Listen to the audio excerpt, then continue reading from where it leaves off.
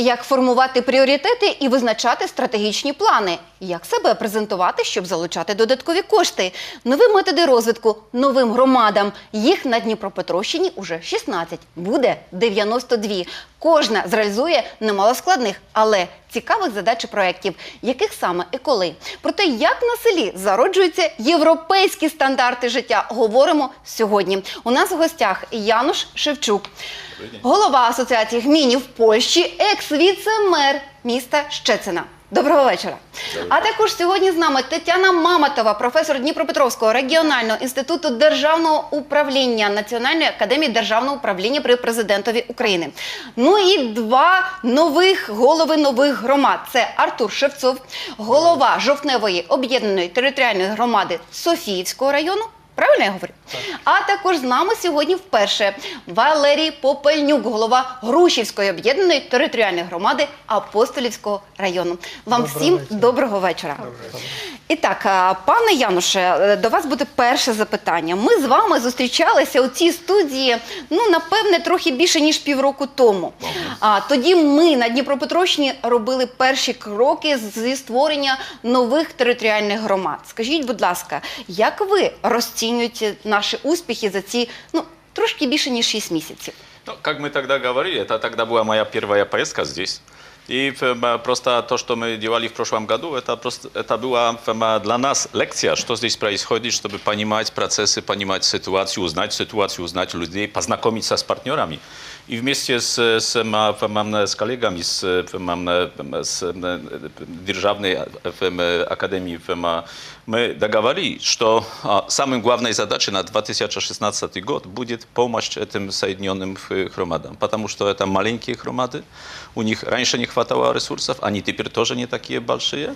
И просто создание хороших условий для развития этих громад, это тоже пример для следующих. Потому что процесс соединения, он будет долгосрочно объединять тоже и следующее. Это ничего не кончит, то, что теперь случилось. Это только маленький початок. Так. Скажите, пожалуйста, у нас сегодня новые объединенные территориальные громады. У них в среднем, я говорю в среднем, не в каждой так, но около 2000 человек. В Польше громады, сколько они объединяют человек в среднем? Самые громады, они тоже могут быть небольшие, могут начинаться где-то с 1000 до соток тысяч, так, это большие города, так, но это сельские, городские. Вот давайте о сельских поговорим. Да, сельские. Мы сейчас встречаемся с председателем сельских громад. Сельские это где-то до 9 тысяч, до 15 тысяч, одна громада, так. Но у нас соединение не идет по такой пути, как здесь, соединяются административные структуры. У нас соединение идет через кооперацию. Они оставят, как были, как муниципалитеты, но вместе работают, вместе подготовляют стратегию развития, создают вместе проекты, создают условия для создавания услуг тоже через местные организации. Чуть-чуть по-другому, но логика процесса такая сама. Кооперация, объединение, где-то что-то есть общее. Да, наверное. Что-то есть немножечко общего. У нас они тоже объединились. Смотрите, в среднем, сколько у вас эта кооперация, сколько громад? Теперь, так? Да. Я вчера показывал пример, где маленькие городка, но вместе там уже получается 120 тысяч. Да? Сегодня мы показывали другой проект, это агломерационный, где уже еще больше. Сельские такие в территории, они соединяют где-то, они нужны соединять, где-то минимум 50 тысяч. Говорят, что оптимально это 70 тысяч. Потому что, почему это соединение? Это соединение не само для себя. Это просто маленькие гмины, маленькие муниципалитеты, маленькие громады потеряли критичную массу для эффективного создавания услуг. Искаем этой критичной массы, соединяем их. Но вчера у нас тоже был гость с Германии, который говорил примеры, германских примерах. Земель объединения, и да. И там было 200 тысяч. Так посмотрите, да, этот процесс идет везде, во всей Европе. Это то, что мы хотели показать сначала, что это не только проблема Украины. Потому что наши коллеги, если им идет соединить, изменить структуру, это какая-то проблема. Они думают, что просто это наш проблем. Но это универсальный проблем всей Европы. Да? Мы делаем первые шаги на пути к Европе. Делаем первые объединения. Скажите, вот эта кооперация в гминах Польши, когда первые результаты увидели у вас люди? Она началась с новым периодом европейского планирования. Значит, она начинается с 2014 года до 2020. Вы имеете в виду у нас? Не, у нас. Польша. У нас тоже, так. Но это идет, как я сказал, через эти функциональные территории. Они уже вместе подготавливают вместе стратегии и вместные проекты. Очень часто начинаю с транспорта, потому что соединение – это соединение транспорта. И они уже подготовили проекты для одной транспортной сети. Они соединяют тоже другие услуги. Но очень быстро, что случилось, они делают вместе подготовки туристических продуктов, культурных мероприятий. Они такие самые важные, как инфраструктура. И это уже идет. Это просто, на это не требуем больших денег. Это можно начинать уже с початка, да? Ну вот это действительно, вот знаете, я теперь поняла, Артур, почему вы начинаете именно с того, что запускаете автобус первый между своими объединенными селами. Вот понимаете, я думала, откуда Артур такой вот мудрый, вот решил все-таки людям сделать благо, запустить автобус между всеми селами, которые объединены в территориальную громаду. Артур, мы с вами видели, как выглядят сегодня гмины, то есть села в Польше. Это, ну, знаете как, нашим многим городам надо равняться, да? Чего уж говорить селам. Рассказывайте, пожалуйста, и вы, пан Валерий, и вы, пан Артур, вы первые, вы положили начало вот этому объединению. Что уже сделано вот за вот этот короткий период, что уже удалось воплотить в жизнь, кроме, конечно, проектов, которые вы разработали, которые хотите внедрить в жизнь? Ну, я хочу сразу сказати добрий вечір всім телеглядачам і порадувати всіх і нас в цій студії. Цю новину з 34-го каналу вперше, опять, ми ж любимо вперше казати, на всю Україну ми кажемо, тому що Кабмін сьогодні наказом затвердив положення і проєкт заявки на використання того мільярда коштів, який нам виділили. І з завтрашнього дня, якщо громада має готові проєкти, як наша громада, наприклад, от, це трошки далі я скажу, то можна подавати на Кабмін ці проекти. На протязі 5 днів їх розглядають. Якщо там все нормально, пишеться погодження Мінрегіонбуда, віддається на казначейство, і ми можемо ті проекти втілювати в життя. Наша громада отримала 5 мільйонів 700 гривень. І ті проекти, що ми з вами казали, а я позавчора забрав вже експертну оцінку на освітлення вулиці 2,5 мільйона, і ми почнемо, і літом вже буде світитися в мене куча сіл. От. І той автобус, що ми подаємо, там трохи ми зміну напишемо, тому що не включили в цей проект. Ну, ми це вирівняємо. І у вас є 5 днів? Так і да. Тобто сьогодні це дійсно класно, тому що є порядок, є форма заявки, ми починаємо працювати. Слухайте, ну вам все мало. Ви отримували багато грошей, тому що у вас нові бюджети. Це набагато більше податків залишається на місці. Обласна влада виділила також 102 мільйони. Тепер ви кажете, що ще й з державного бюджету субвенції в мільярд. То ви як гроші збираєте, як гриби після дощу. Коли вже зупинитесь, ви знаєте, як вам заздрять сусіди. Ну, що я вам скажу, ви знаєте, наш виборець, він каже, так, ви вже півроку, де ті анонсовані події? Ми кажемо, ще трошечки, ось ще виберемо старост, у нас же теж цей процес запускається, ось ЦНАП, я не буду хліб забирати, да.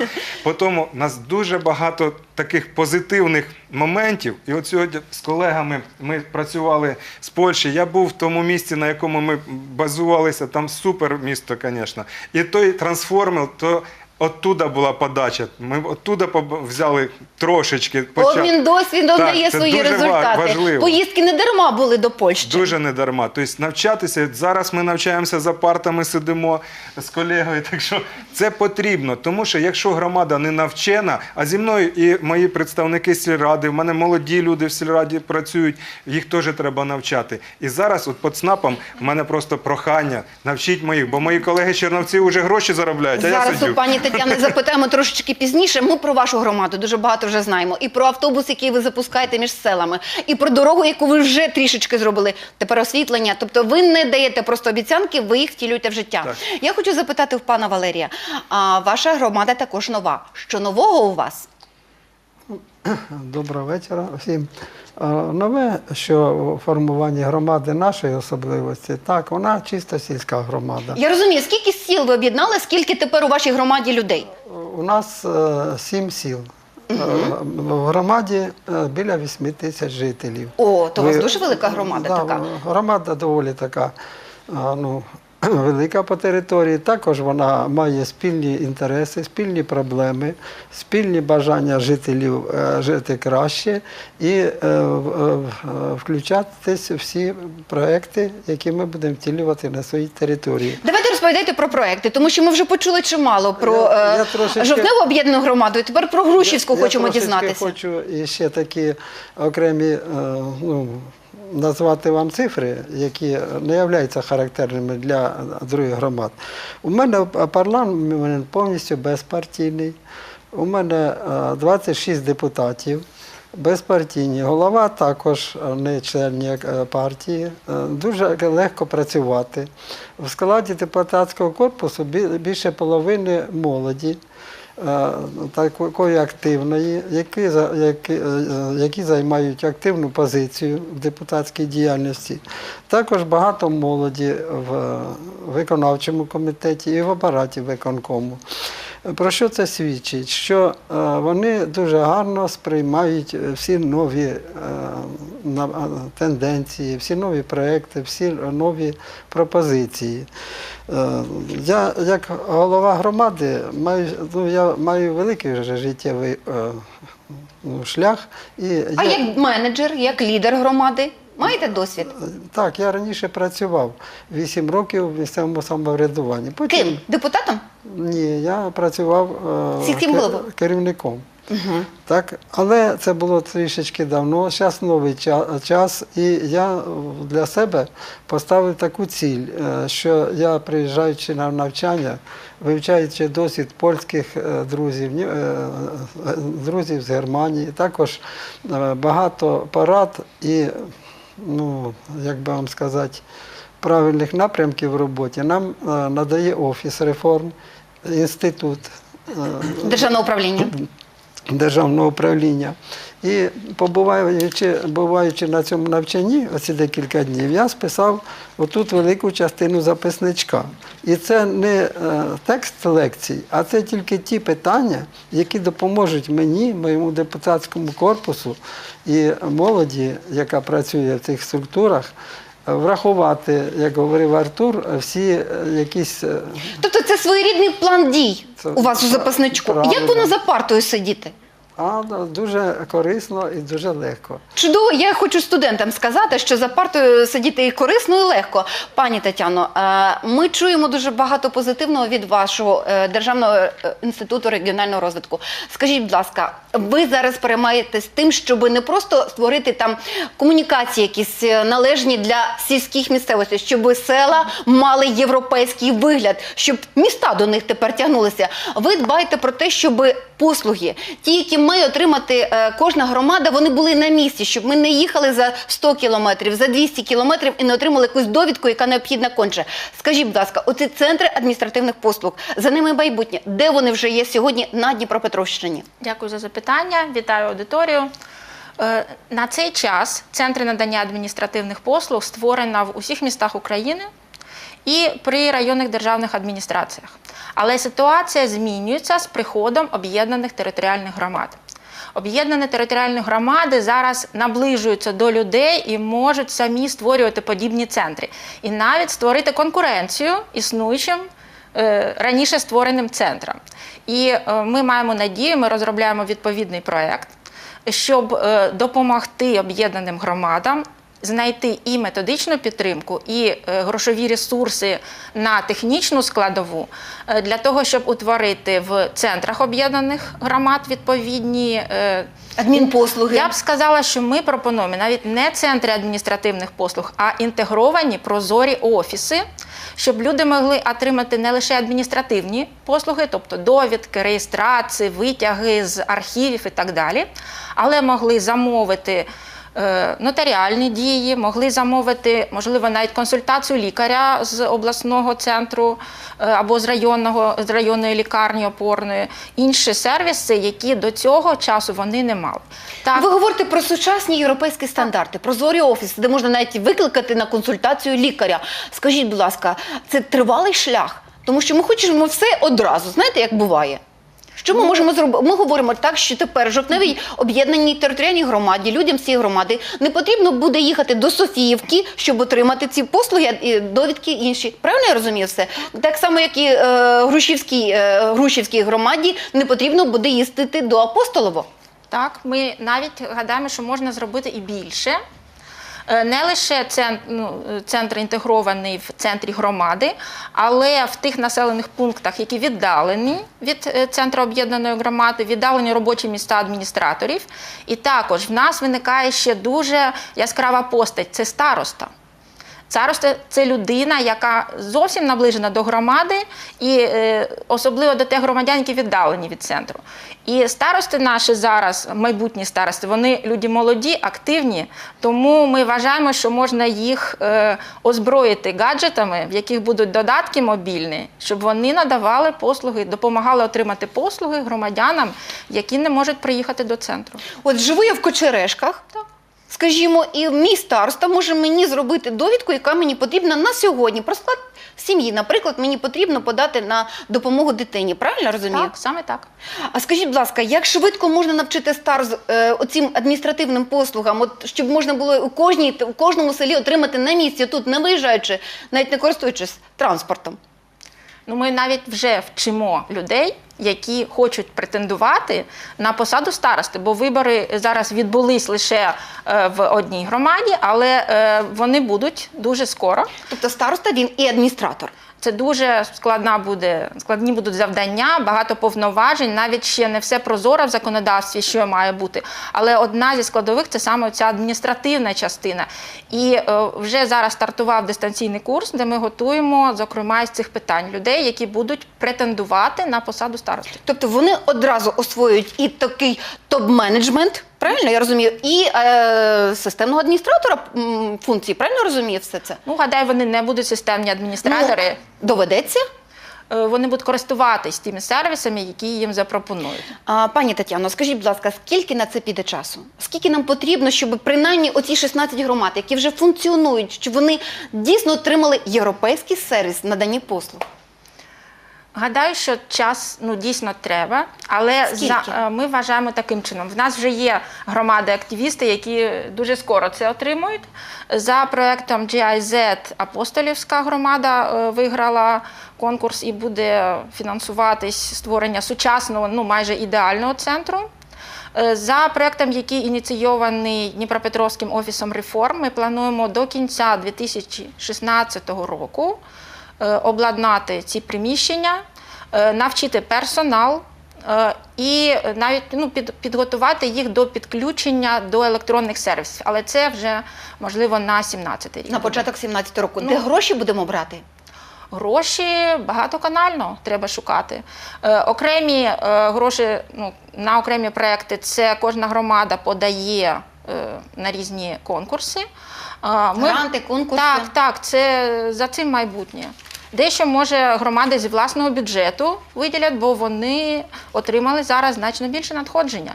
І якість ось цих послуг – це саме те, що формує імідж влади. Бо люди по цьому кажуть, так, гарно, я прийшов, отримав задоволення, і дитинка моя пограла в куточку для дітей, і я дуже швидко отримав Я читала, замовлення. які мають бути оці сервісні центри. Я відверто вражена, тому що у Дніпропетровську, напевне, ще немає такого центру. Що є в офісі, кабінети, охорона, жодних перетинок, ніяких перегородок, усміхнені адміністратори. Електронна черга, прийом 6 днів на тиждень без обідньої перерви. Іноді до 8 вечора. Це правда? Таке буде у нас в селі? Пане Валерію. Ми також плануємо створити центр надання послуг. Ми навіть включили в програму, як говорив Артур, на кошти Мінрегіону. Ми не будемо чекати до кінця року, тому що для нас це більш чим актуально на нашій території. На нашу територію буде виділено, згідно наших проєктних пропозицій, трішки більше 7 мільйонів коштів. Ми їх запровадимо таким образом, використаємо, щоб в кожному населеному пункті на ці кошти щось було створено. Це також і освітлення одного із населених пунктів, це і будівництво важливої дороги також для того, щоб поліпшити автобусне сполучення між населеними пунктами Тобто громади. ви теж запускаєте сполучення міжавтобусне? Так, це і ремонт ФАПів в таких окремих населених пунктах, де є багато людей похилого віку, яким треба піти на зустріч. Це є і в других проєктах, їх 7 на сьогодні. Ми, вивчаючи ті рекомендації, що нам надали на навчанні, в оці 5 днів також внесемо корективні проєктні пропозиції і подамо їх на Мінрегіон і на обласну держадміністрацію. Попрохаємо якнайшвидше їх розглянути і будемо дуже активно працювати. До цієї роботи також будуть залучені, як я вам говорив, депутати, члени виконкому і активні жителі громади, щоб кожен розумів, що це робиться для всіх, для нас, для наших жителів. Скажіть, будь ласка, ми говоримо багато про гроші. І ще раз хочу згадати ваші бюджети ваших громад, наскільки вони зросли? Пане Артуре, пане Валерію. Кажіть. Вони зросли поки що не на велику кількість. Чому? Ми не закінчили ще інвентаризацію всіх своїх доходів, активів. У нас громади не дефіцитна, нам вистачає тих коштів на всі програми. Зараз Наскільки? В 2 рази, 3 рази зросли бюджети? в 2 рази це В 2 рази явно. зросли. Значить, про що річ? Зараз ми на оперативне управління, на пряме фінансування вже взяли дитячі заклади, школи, взяли культосвітні установи, вирішуємо питання про передачу на пряме управління закладів освіти, особливо первинної медицини, тому що ця медицина найближча до людей і вона потребує реформи, вона потребує покращення роботи. Вирішуємо питання з вторинною медициною, тому що в мене дуже така ситуація, вона, мабуть, не типова для других громад, тому що до нашого адміністративного бувшого центру 25 кілометрів, а другі лікувальні заклади більш такі, які сучасно надають послуги, всього-навсього 14 кілометрів чи 8 від окремих населених пунктів. І оці всі проблемні питання, ми закладуємо цілий ряд проєктів. Ми там озвучимо декілька проєктів з Артуром, але в нас є плани… Таємниці все ж таки є. Не таємниці. Плани розвитку громад на перспективу. І на цей рік, і на слідуючий, до 2000 року. Там у нас дуже багато програм закладено. І прослухавши курс навчання, ми зрозуміли, що можуть проєкти коштувати якісь 5 чи 20 тисяч доларів, але вони можуть принести більшу користь, ніж навіть мільйон. А пане Януше, як новим громадам визначитися, які пріоритетні мають бути проекти? Що саме, на що в першу чергу звертати увагу? Я так розумію, що той десант, який приїхав до Дніпропетровська, навчає саме стратегічному плануванню, на що в першу чергу, в другу і третю. Правильно я розумію? Это тоже надо спросить наших коллегов, как то, что мы говорим, как они насколько они согласны, насколько они Но тем не менее, у вас уже есть опыт. Да, есть опыт. И так скажу, покороче, потому что это короткое время. Если посмотрим на этот прошлый период программирования, европейского программирования, 7-13, все приоритеты направлены не только в Польше, были на инфраструктуру. Новые дороги, водоснабжение, канализацию, освещение, отепление зданий. Все просто, что связано с новой инфраструктурой, которой не было, или модернизация старой инфраструктуры. Но мы на это положили большие деньги, свои. Так? Я показал, что все говорят, Польша счастлива, потому что у вас евроденьги. Да? Я показал, если 100% все инвестиции стали, так, затраты на инвестиции, то только 30, несколько процентов это было еврофонды. Остальные местные 30 деньги. это то, что с бюджета мы взяли. Остальные 30 – это кредит, который мы взяли в банку, который теперь надо обслуживать и отдать назад. Мы построили много хороших объектов, да? Большие города, аквапарки, филармонии, меньшие городка или села, спортивные центры. Теперь текущие затраты так пошли вверх, что то, что нам оставалось, теперь уже идет на текущие затраты. А еще надо обслуживать кредиты и оплачивать их назад. Как же быть? И теперь изменяются приоритеты. Потому что если мы построили все это, качество жизни, наверное, пошло вверх. Это тоже, как приходите к нам, это видно, да? Но это тоже стоит деньги. Не только для бюджета, но тоже для жителей. Тарифы. Кто-то нужен все это финансировать, так? Если это не идет параллельно с экономичным развитием, если люди не зарабатывают больше денег, у них не хватает на общежитие. И это самая главная причина измен приоритета во всей Европе, тоже и в Польше. Что теперь приоритет уже не инфраструктура, это экономичное развитие, но не тоже большой зарубежный инвестор, а маленькие внутренние предприятия. То есть, ну вот, пан Артур, я знаю, насколько я знаю, вы тоже создаете малые предприятия, чтобы каким-то образом поднять экономику, правильно я понимаю? Да. Мини-фабрики, рассказывайте, что вы... То есть вы теперь тоже будете менять немножко приоритеты, чтобы потом не проедать то, что заработаете? Я сейчас быстро, да, потому что мыслей очень много. Значит, смотрите, первое, хочу сказать по бюджету. У меня возрос бюджет очень сильно. У меня был бюджет 33,2 миллиона, вы помните тогда, Да. на объединенную. Сейчас у меня 32 миллиона. Благодаря работе моей команды, которая работает, проектированию, облсовет 12 миллионов, Киев 5,7, гранти то же самое. І пошли. Тобто Ну, ви були першою громадою, зрозуміло, що ви встигли захватити побільше. Да, таки да. Даруйте за такий прямий вислів. Вот. И сейчас именно вот я был на конференции 30-31 у нас в Новомосковске, ФАО, то есть Всемирная организация торговли проводила по кооперативам. Значит, очень много интересного. То есть це мілкі товаровиробники, це сімейні ферми. Нам в подарок теж тоді прийняли закон про спрощення формування сімейних ферм. Тобто це буде пільгове оподаткування. Це за цей місяць, а може за два, Гройсман обіцяв, що найкоротший термін будуть нам передані землі ті, що за межами. І ми будемо розвивати мілкого виробника. Це ті пріоритети, що ви сказали. Тобто економіку, ви ставите акценти на економіку в першу чергу. Економіка. Розповідайте, пане Артуре, які фермерські чи кооперативні господарства готові уже завтра відкрити, якщо будуть перші транші, будемо так казати? Дивіться, на цій конференції нам вже готові там 500 000 на першу сімейну ферму, яку ми зробимо, дати кредит. Що це буде за ферма? Це буде ферма, десь 5 голів кота. Тваринницька. Тут дуже багато, тобто у нас немає часу, я би Це буде показав. тваринницька ферма. Тваринницька ферма, так.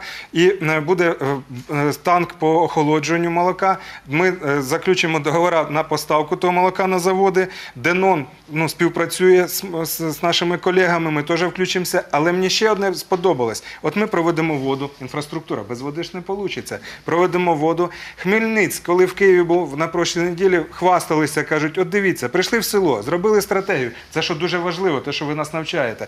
Село було убите депресивне, не було ні росту населення, ні дітей, нічого. Це на Хмельниччині. Так, сказали так, хлопці, от вам тут треба вирощувати клубніку, буде класно. Всі одразу не зрозуміли. Коли все село почало займатися вирощуванням полуниці, клубніки, зараз там поставили міні-завод, роблять сок, в Європу його відправляють і будуть зараз сушити ту клубніку, тому що ціна сушеного кілограм 500 гривень. Так. То я так розумію, що я буду їхати до вас не тільки на полювання, а й на полуницю. Я зрозуміла вже. У мене відпустка розписана, я по громадах подорожую. Ми вас запрошуємо, але ви знаєте, дуже важко людям, бо є люди, їх дурили все время, а їм треба довіру, щоб вони побачили, що це є. Вони кажуть, хай хтось попробує. От хто перший попробує, але ж перший слівки зніме, ви розумієте? Ну ви розумієте, тепер ми можемо не їхати до Польщі, ми можемо поїхати на Хмельниччину, побачити, як вони вирощують полуницю. І, наприклад, взяти вирощувати чорницю. Чому б і ні? Коли на Хмельниччині чорниці... У нас є цікавіше. Що, розповідайте? У нас є такий гібрид, який ми хочемо тільки провірити. Почекайте, гібрид мені дуже слово таке лякає. Ні, це ківі з крижовником, це класна ліана, яка вирощується. Це наша таємниця була, ви випитали, все. Тобто ми будемо вирощувати в жовтневій територіальній громаді ківі? Поки що ми проекспериментуємо. Якщо вийде, Коли експериментуємо, я хочу поласувати. Коли можна приїжджати ласувати? Думаю, на слідуючий рік вже можна буде. Наступного року? Так. А цього року чим будемо ласувати? Свіжою яловичиною? Чим? Розумієте, зараз свята. М'ясо підскочить у ціні. Коли ви зможете Молочними так, щоб продуктами. молочними продуктами. Пане Валерію, на що ви збираєтесь? Економіка. Ми зрозуміли, інфраструктура чудово, але економіка має розвиватися. На що робите пріоритети? Пріоритети на середній і малий бізнес. Що саме Це- має розвивати середній малий бізнес? Ми У вже нас- зрозуміли, у що нас- ківи вирощуємо, тваринництво у нас розвиваємо. така квартура, у нас на сьогодні дуже багато і клубніки вирощується, і винограда цінних сортів. І є вже виробники, які виробляють в великих кількостях вино, не гірше французького, в промислових об'ємах. Ми обов'язково будемо розвивати туристичні маршрути, де будемо цю всю продукцію рекламувати. Також стоїть дуже є великі амбіційні плани про створення маленьких підприємств по переробці Кооперативів. цієї продукції. Чому? Тому що, ви розумієте, це вже вчорашній день, коли люди своїм транспортом возили на опт і здавали за копійки ту клубніку. Першу там за 20 гривень, останню за 3 кілограм, а ви її ніколи не можете купити на ринку. А якщо це буде через кооперативи і прозоро, ви зможете поласувати цією ягодою по помірній ціні в будь-який час. Дивіться, я вже хочу про це запитати, тому що ягода ось має з'явитись за пару місяців. А кооператив, він вирощує ягоду, але ж може приїхати скупник і забрати у того кооперативу всі ягоди. Я знову Ні, куплятиму її по трошки 50 не так. гривень за кілограм. Ми ж переорієнтуємо населення, щоб вони працювали із кооперативами, які будуть переробляти ці продукти на Але я свіжу кінці. хочу полуницю. І свіжу ви купите Дивіться, яким чином, скільки до вашої територіальної громади від Дніпропетровська? 200 кілометрів. Ну, як я до 200 кілометрів поїду за... Пане Януше, допоможіть нам розібратися, як Ну, в цьому є- бути. є опит, У потому нас що- дуже велика проблема – це перекупники. Розумієте, Да. село чому це не падає? Тому що перекупники скупляють у селян, які своїм потом і кров'ю оці ягоди, овочі, тваринництво, молочну продукцію виробляють, а в результаті нічого не мають. Сегодня об этом мы тоже говорили, как помочь им производить больше или лучше. Но и так будут покупать за гроши, Да, те, которые придут. так. Так. А в рамках таких похожих проектов у нас не только производство в селе, но тоже магазинчик в большом городе. Или интернет-магазинчик Пропозиція. прямой продажи.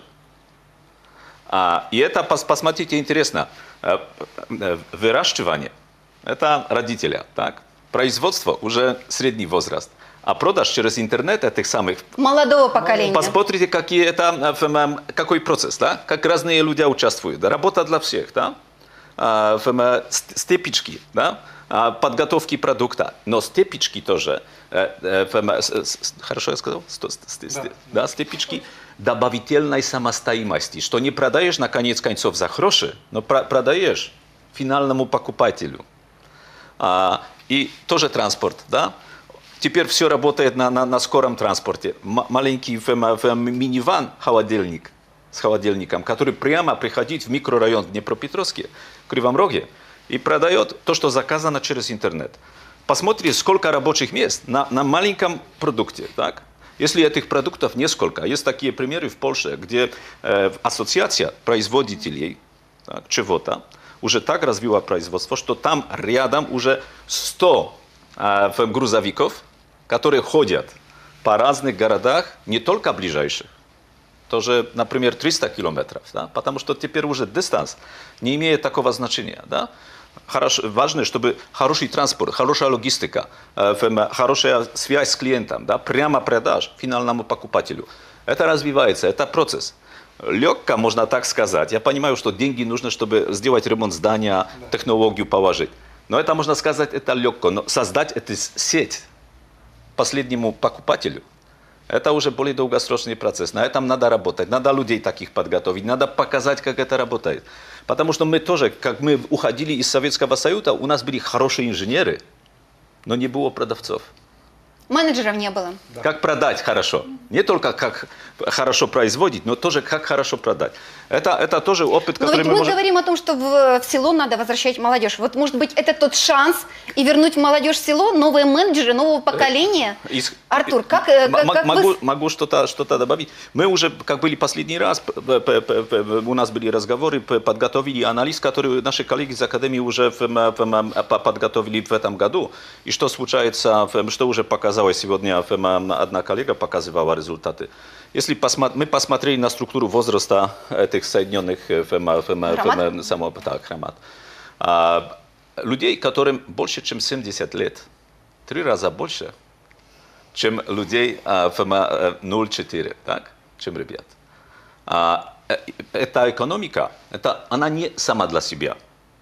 Она для этого, чтобы у людей была работа и семейный доход, да, чтобы удержать семью, чтобы были деньги. Если идет хорошая инфраструктура, тарифы идут вверх, нет работы, они будут уходить. Как удержать этих людей? Надо балансировать программы развития инфраструктуры и услуг, качественных услуг, с местом заработки. Я сегодня показывал регион, который обанкротился в Германии, не только в Португалии, не только в Греции, в Германии, чтобы показать, где хорошо развита инфраструктура, но нет экономики. И просто нет финансового баланса. Это самый главный риск и самое важное, как удержать молодых, как подготовить им это возможности развития. Извиняюсь, но это важный момент был не только для сегодняшнего дня, но просто для всего этого. То есть все должно быть в комплексе, и инфраструктура, и экономика. Таня, скажите, пожалуйста, вот такие программы вы помогаете составлять новым топ-менеджерам на селе? Вот Институт государственного управления. Конечно. И мы работаем как с головами громад, так и с молодежью. И благодаря многим проектам, например, проект ДЕСПРО поддерживает нас уже несколько лет. Мы готовим молодежь, которая сейчас работает в местном самоуправлении, подготовить заявки, чтобы получить гранты, подготовить стратегию. Вы учите, это уже молодое поколение, Да. правильно понимаю, У нас в этих новых громадах? очень много людей, именно Насколько молодых. откликается? Таня, рассказывайте. Очень хорошо. Можно сказать, несколько лет назад я была немножко пессимистично настроена по развитию села. Но вот эти дистанционные курсы, они полностью изменили мое мировоззрение. Да? Я увидела столько молодых людей, которые возглавляют руководство в маленьких населенных пунктах.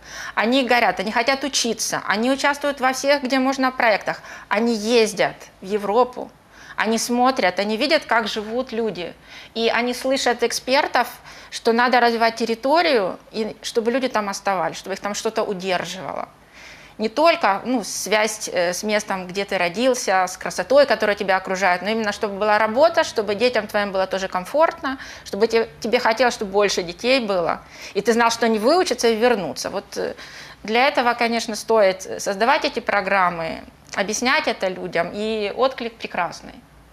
Януш, мы у вас были, мы видели, как живут гмины в Польше. Это, действительно современные, чуть ли не европейские центры, куда на экскурсию даже с городов ездят. Откровенно, даже между вашими городами ездят гмины, посмотреть, как живут гмины, потому что там такая инфраструктура, что мы можем позавидовать даже здесь, в Днепропетровске. Скажите, пожалуйста, как вы думаете, вот исходя из того, что вы видели полгода назад, и то, что вы видите сегодня, когда поляки будут ездить к нам на экскурсию? Но я здесь, как приходил, это для меня было совсем, эта часть Украины, у меня не было представления. Да? Теперь я уже понимаю что-то узнал. И когда мы приходим дома, мы рассказываем, есть не только Западная Украина, не только Киев, так, не только Крым, Массандра, так, есть тоже и восточная, совсем другая. Грушівка, будь ласка, тобі своя Массандра. Мы в пятницу не будем сидеть уже в зале, мы пойдем к ним. И посмотрим, как они работают. Так, не только Днепропетровск, тоже это другие места. Да? Я думаю, что это постепенно пойдет так. Уже начался разговор, как создать сеть не для Днепропетровска, это большой город, да? Как создать сеть для таких малых громад, у которых будут свои партнеры где-то, от кого они могут каждый день что-то взять, услышать, спрашивать. Можем ли мы сказать, что первые экскурсии уже состоятся в эту пятницу? поляков, Поляков, в так. громады новые, В которые есть. июне украинцы приходят в Польшу. Замечательно. А в цій розмові ми не ставимо крапку, готові розділяти і надалі ваші успіхи в створенні нових громад. З вами, Януше, я щиро завдячую, що ви знайшли можливість знову завітати до нашої студії. Дякуємо вам за допомогу і підтримку.